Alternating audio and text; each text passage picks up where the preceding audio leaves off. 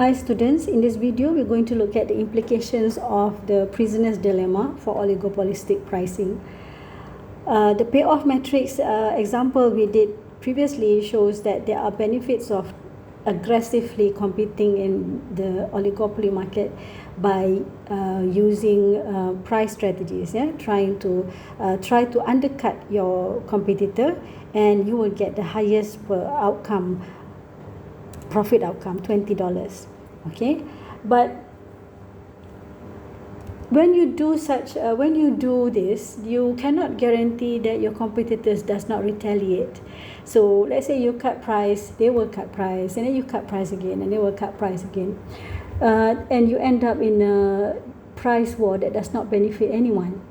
Okay, so over the years, the firms learn to understand that the resulting gains from this price war is very small, very temporary, and if they keep it up, the result will be lower profits over the long run.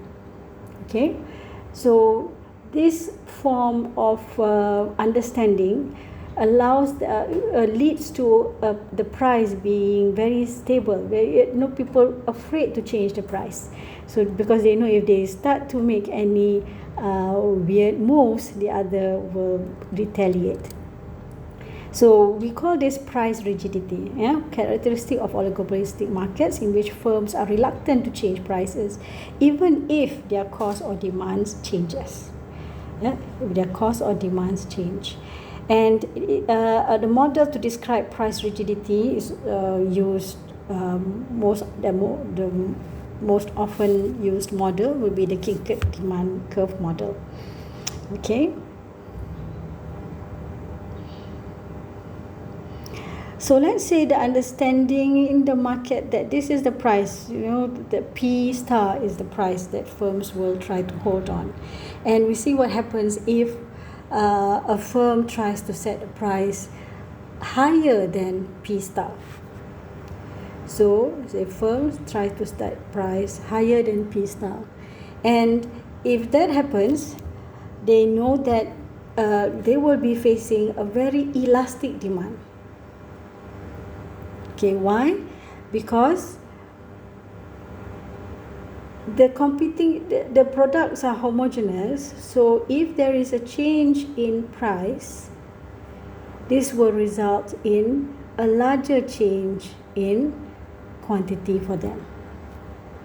Okay, the result will be a larger change in quantity. So we say that this is elastic, because everyone will leave you and go to your competitors, even if you try to slightly increase the price over and above the P star. Okay, that's a crude way of saying it. On the other hand, if you try to charge a price that is lower than P star, then it is very likely that you will face an inelastic market, because once you do that, you are starting a price war and other firms will follow. No one will let you steal their market share from them. Okay, so they will reduce price. So if you reduce price, they reduce price, then your change in price might not be a worthwhile exercise at all. Okay, it will not lead to a substantial increase in quantity because others are also reducing their price. Okay, so this is the reason why firms will just stick to P star. Now let's see what happens to MC now.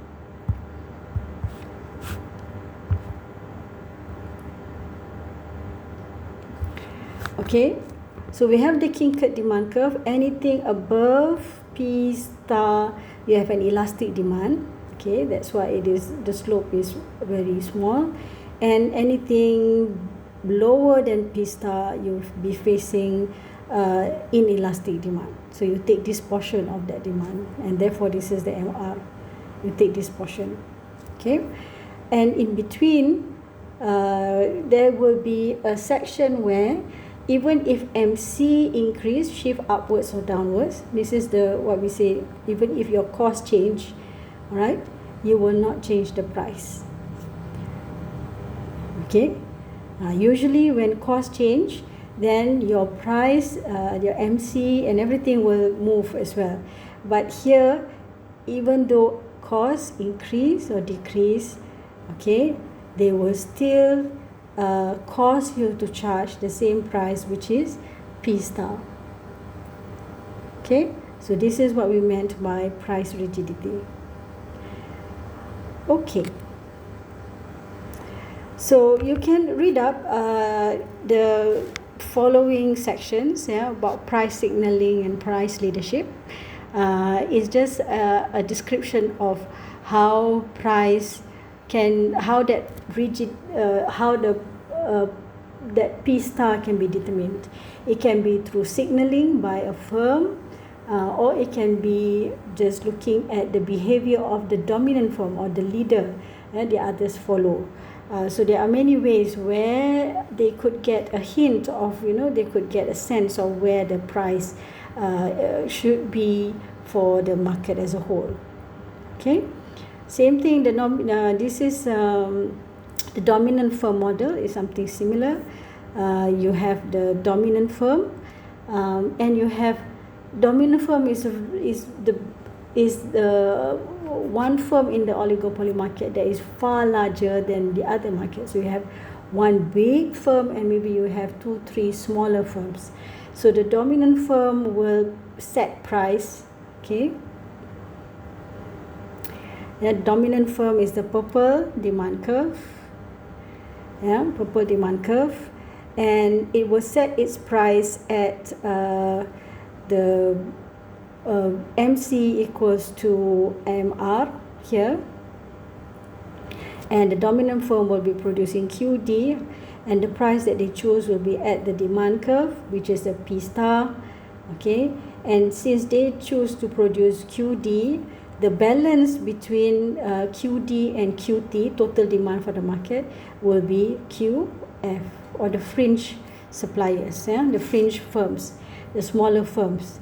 So the smaller firms will make up the balance that QD does not produce. So if you take this and you put it here, it should be the same. So this is the theory of the dominant firm. Okay, and examples of dominant firm theory can be found in cartels.